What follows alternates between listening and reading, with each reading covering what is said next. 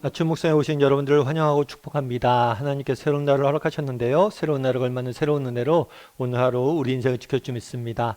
오늘은 구원받은 자의 공의로움이라는 제목을 가지고 신명기 24장 10절부터 22절까지 말씀을 좀 살펴봤으면 좋겠습니다. 우리 17절부터 18절까지 말씀 같이 한번 읽어볼까요? 너는 객이나 고아의 송사를 억울하게 하지 말며 과부의 옷을 전당 잡지 말라. 너는 애굽에서 종되었던 일과 내 하나님 여호와께서 너를 거기서 속량하신 것을 기억하라. 이러므로 내가 내게 이 일을 행하라 명령하노라. 예, 어, 하나님께서는 모세를 통해서 약속의 땅인 가나안 땅에 들어와서 이스라엘 백성이 정말 가나안 민족들과 어떻게 구별된 삶을 살 수 있을지에 대해서 계속해서 가르칩니다. 특별히 오늘 본문에서는 나그네와 고아와 또 과부와 같이 사회적 약자, 이런 사회적 약자에 대해서 우리가 어떤 태도와 자세를 취해야 될지에 대해서 보여야 될지에 대해서 말씀하고 계세요. 무엇보다도 오늘 본문에서 첫 번째로 이야기하는 건 뭐냐면 차별 대우하지 말라는 것. 너는 객이나 고아의 송사에서 재판이거든요. 송사는 재판에서 억울하게 하지 말고, 그러니까 사실은 우리가 재판 과정에 보면 힘 있는 사람이 더 유리한 재판을 받는 경우들이 많죠. 당시에는 그랬어요. 그러니까 당시에는 재판이 있으면 사회적 약자가 법정에 서면 부당한 대우를 받고 불공정한 판결을 받는 경우들이 굉장히 많았어요. 그러니까 그렇게 하지 말라는 거. 나그네 같은 경우에는 정말 그 지역의 문화나 현지의 문화나 법이나 언어에 익숙하지 않죠. 그러니까 부당한 대우를 받을 수밖에 없겠죠. 그리고 과부나 고아나 이런 사람들은 자신의 입장을 충분히 변호하고 대변해 줄 만한 사람이 없겠죠. 그래서 이런 사람들이 차별 대우를 받는 경우들이 많았어요. 그런데 이들을 차별 대우하지 말라는 거. 사실 이는 오늘날 우리 사회도 크게 다르지 않죠.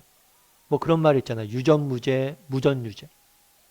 그만큼 정말 가진 사람들은 그만큼 죄에 대해서 관대한 처벌을 받을 확률이 크고 못 가진 사람들은 혹독한 법에 대우를 받기 쉽다는 거. 그래서 우리 사회도 이게 만연돼 있다는 거죠. 뿐만 아니라 우리 안에도 이런 것들이 있을 수 있죠. 우리 안에도 나쁜 습성이 있어요. 그건 어떤 걸까요? 그건 약한 자에게 강하고 강한 자에게 약한 거예요. 강한 자가 있으면 잘 보이게 잘 보려고 노력을 해요. 그런데 나보다 힘이 약한 자들이 있다라고 생각하면 뭐예요? 그 사람들을 무시하죠. 이런 것들이 우리 안에 이런 나쁜 습성이 있어요. 나는 이건 무관하다 이렇게 이야기하면 그게 더 위험해. 오히려 정말 우리 안에 이런 나쁜 습성이 있을 수 있음을 인정하고 뭐예요? 정말 나는 이런 사람은 아닌지, 정말 약한 자에게 강하고 강한 자에게 약하지 않은지 늘 돌아봐야 돼. 첫 번째로 이 사회적 약자에 대해서 너희가 차별 대우하지 말라라고 이야기를 합니다. 그 다음엔 뭐라고 이야기할까요? 뒤에는 두 번째로 뭐냐면 과부의 옷을 전당 잡지 말라라고 이야기해요.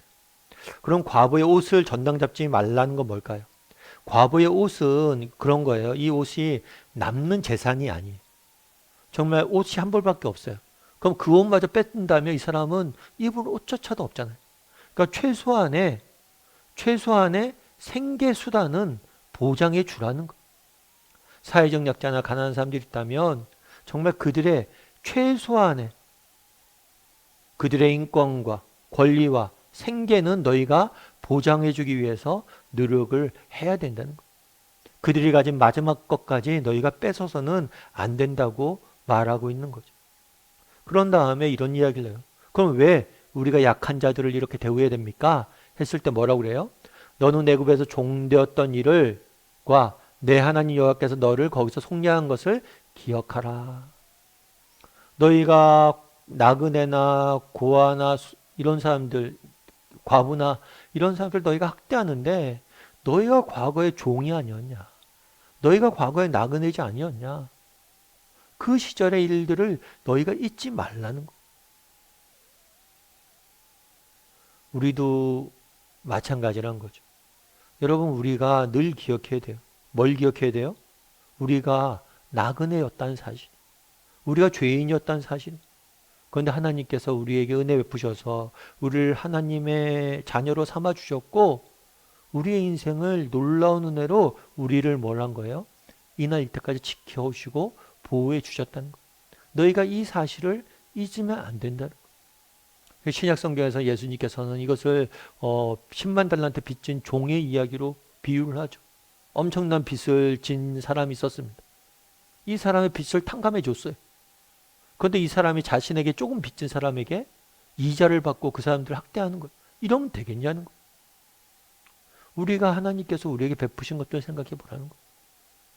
정말 하나님께서 이렇게 많은 것들을 우리에게 베푸셨는데 뭐라는 거예요? 우리가 그것들 받았다면 다른 사람에게 뭐래요?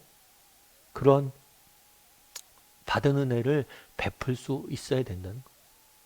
여러분 생각해 보세요. 정말 우리 인생에 정말 중요한 것들을 한번 생각해 보세요. 정말 그런 것들은 다 거저받은 거 아니에요? 여러분 그렇잖아요. 여러분 여러분 공기가 없으면 우리 숨 쉴 수 있습니까? 살아갈 수 있습니까? 그런데 이 공기를 우리가 돈 주고 사나요? 아니죠. 거저받죠. 하나님이 우리에게 거저 주신 거죠. 뿐만 아니라 우리 선조들이 우리의 자연을 잘 갖고 나기 때문에 우리가 거저 받는 거죠. 태양은 어떤가요? 여러분 태양빛이 없다면 지구에는 어떤 생명체도 존재할 수 없어요. 태양에서 오는 에너지를 이용해서 모든 산업이 발달하는 거예요. 그런데 태양빛을 이용하는데 우리가 돈을 드나요? 안 들잖아요. 우리 인생의 정말 90% 이상은 우리가 거저 받은 거, 은혜로 받은 거. 그렇다면 우리가 이걸 거저 받았으면 너희도 나눌 수 있어야 되는 거 아니야? 이렇게 묻는 거. 그래서 너희가 종되었던 것을 기억하라. 그래서 우리가 늘 다른 사람에게 뭘 해야 됩니까? 정말 베풀 줄 알아야 된다는 거예요. 왜냐하면 너희가 하나님이 너희를 그렇게 너희에게 큰 은혜를 베풀지 않았냐? 이런 말씀하시는 거죠. 여러분 우리나라 초창기에 활동했던 목사님 중에서 김익두 목사님이라는 분이 계세요. 이분은 원래 황해도에서 부유한 집안에서 독자로 태어나서 태어났어요. 그래서 부모님의 사랑을 받으며 유복한 삶을 살고 있었죠. 그런데 어느 날 아버님이 돌아가셨습니다. 그런 다음에 가세가 기울었어요. 그리고 이때부터 이분이 엇나가기 시작했어요. 그래서 나중에는 깡패가 됐어요. 깡패가 돼서 온갖 나쁜 짓도 많이 하고 사람들 때리고 다니고. 그래서 그 당시 별명이 뭐냐면 아낙골의 호랑이였어요. 그만큼 괴팍한 성격의 싸움꾼으로 많은 사람들 괴롭히고 그렇게 전락을 한 거죠. 그런데 이분이 선교사님을 만났어요. 여기 선교사님에게 복음을 들었어요. 전도를 받았어요. 그래서 예수를 믿게 됐어요. 나중에 목사까지 된 거죠. 그러면서 많은 사람들에게 복음을 전한 유명한 복음 전도자로 알려져 있는 목사님이세요. 근데 이분과 관련된 한 번 일화가 있어요. 그건 뭐냐면 이분이 한 번은 이제 전도하기 위해서 이렇게 길을 가는데 산길을 가고 있었어요. 그래서 날이 좀 더웠던 것 같아요. 그리고 산을 좀 높이 올라갔던 것 같아요. 그래서 산길을 가다 좀 중간에 앉아서 쉬고 있었어요. 쉬고 있었는데 뒤에서 술 취한 사람이 좀 올라온 거예요. 그리고 술 취한 사람이 올라오더니 야, 너는 왜 나보다 먼저 올라와 있어? 하면서 이 사람을 김익두 목사님을 때린 거예요. 생각해보면 그게 말도 안 되는 거잖아요. 같이 일행도 아니고. 근데 자기보다 먼저 올라와서 앉아있다고 때리는 거예요. 그러니까 무조건 시비를 건 거예요. 사정도 없고 말도 안 되는 이유로 술주정을 부린 거죠. 그런데 이 목사님이 이 사람이 막 때릴 때 아무 저항도 하지 않고 그냥 맞았대요. 그런 다음에 이 목사님 그런 얘기를 할 때 형님 그럼 저 다 때리셨습니까? 그랬더니 이 술주정뱅이가 그런 얘기를 할 때 그래 다 때렸다. 그랬더니 이 목사님 뭐라고 그랬냐면 예수는 제가 믿고 복은 형님이 받으셨군요. 그래갖고 응? 그게 무슨 얘기야? 그랬더니 제가 김익두입니다. 그랬더니 이 술주정뱅이가 그때 정신 바짝 들어서 자기한테 싹싹 빌더래. 왜 김익두라는 그 깡패에 대해서 알고 있었어. 근데 이 목사님 말씀하신 게 되게 와닿았어요. 예수는 제가 믿고 복은 형님이 받으셨군요. 김익두 목사님 왜 이 사람이 자기한테 그렇게 해코지 했을 때 가만히 있었을까요? 하나님께 받은 은혜가 있죠. 나 같은 죄인을 하나님께 용서해 주셔서 정말 내게 생명 주시고 하나님 알게 해주셨는데 내가 이 사람이 이렇게 잠깐 나한테 한 거 그거 용서해 줄 수 있다는 거. 예수는 내가 믿고 복은 형님이 받으셨군요. 이게 기독교인이 가져야 될 태도인 것 같아요. 정말 우리가 왜 다른 사람에게 친절을 베풀고 그들을 섬기고 도와줘야 됩니까? 계속해서 우리가 신명기에 나오는 윤리 중에 하나는 배려와 사랑과 섬김이. 왜 우리가 다른 사람을 배려하고 섬겨야 됩니까? 우리가 받은 사랑이 있잖아요. 하나님께서 우리를 이렇게 사랑하셨잖아요. 우리가 얼마나 받은 게 많습니까? 받은 게 많으니까 우리가 받은 것 중에 일부를 나눠주는 거예요. 결국에 우리가 왜 다른 사람을 배려하지 못합니까? 우리가 받은 구원이 얼마나 큰 은혜인지, 하나님께서 얼마나 큰 은혜인지 우리가 모르기 때문에. 정말 하나님의 은혜를 알고 정말 감사할 줄 아는 사람들은 다른 사람에게 배려할 줄 아는 것, 약자들을 돌볼 줄 아는 것. 그래서 바라기는 우리 다음의 식구들이 정말 우리가 구원받은 자로서 정말 우리 구원의 은혜를 다른 사람에게 베품으로 나타낼 줄 아는 저나 여러분이 되기를 주님의 이름으로 소원합니다. 시작 우리 함께 기도했으면 좋겠는데요. 기도하실 때 오늘 말씀 기억하면서 기도했으면 좋겠습니다. 너는 주변에 있는 그런 사회적 약자들을 너희가 배려하고 돌보라고 이야기합니다. 왜냐하면 너희가 종되었다가 하나님이 주시는 은혜로 구원받은 게 아니냐라고 이야기합니다. 김익두 목사님은 예수는 내가 믿고 복은 형님이 받으셨군요. 정말 이게 우리 그리스도인의 삶이 되어야 됩니다.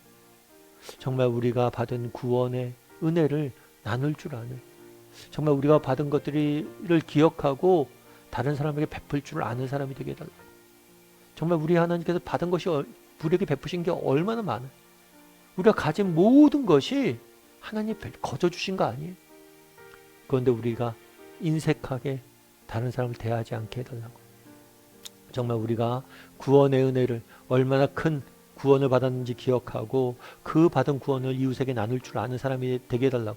특별히 우리 주변에 가난한 자들, 연약한 자들 그들을 배려하고 섬길 줄 아는 사람이 되게 해달라고 이 시간 목소리로 같이 기도하도록 하겠습니다. 같이 기도하시겠습니다.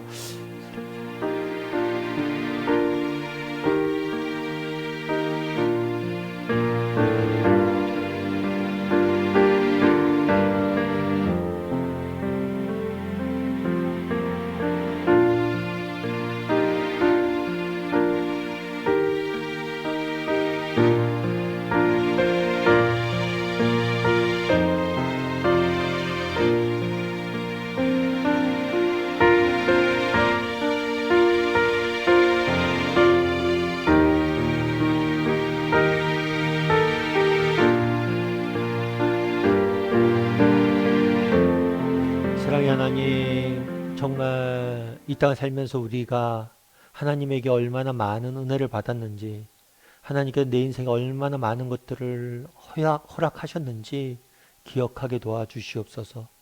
우리가 가진 것, 누리는 모든 것이 하나님이 우리에게 거저 주신 것임을 기억하고 우리 역시 하나님께서 우리에게 주신 것들을 이웃과 조금이라도 나눌 줄 아는 사람이 될 수 있도록 주여 붙잡아 주시옵소서. 정말 예수는 내가 믿고 복은 다른 사람이 형님이 대신 받으셨군요 라고 말하는 김익두 목사님 말처럼 그렇게 우리가 받은 은혜를 나눌 줄 아는, 섬길 줄 아는 사람들이 될 수 있도록 하나님 붙잡아 주시옵소서. 아버지, 우리는 믿는 사람들입니다. 우리가 세상 속에서 구별된 삶을 살아야 되겠습니다. 정말 우리가 받은 은혜를 기억하고 은혜를 나눔으로 세상 속에서 빛의 역할을 잘 감당할 수 있도록 주여 은혜를 더하여 주시옵소서. 아버지, 오늘 또 세상 속에서 살아가야 됩니다. 정말 세상 속에서 빛과 소금 역할을 잘 감당하게 도와주시고 또 세상 속에서 정말 우리의 힘으로 능력으로 정말 살아갈 수 없음을 고백하오니 하나님께서 오늘도 우리의 능력이 되어주시고 우리의 구원이 되어주시고 우리의 소망이 되어주셔서 우리에게 힘 주셔서 오늘 하루도 승리할 수 있도록 붙잡아 주시옵소서. 은혜 감사를 드리며 모든 말씀 예수님의 이름으로 기도드립니다. 아멘.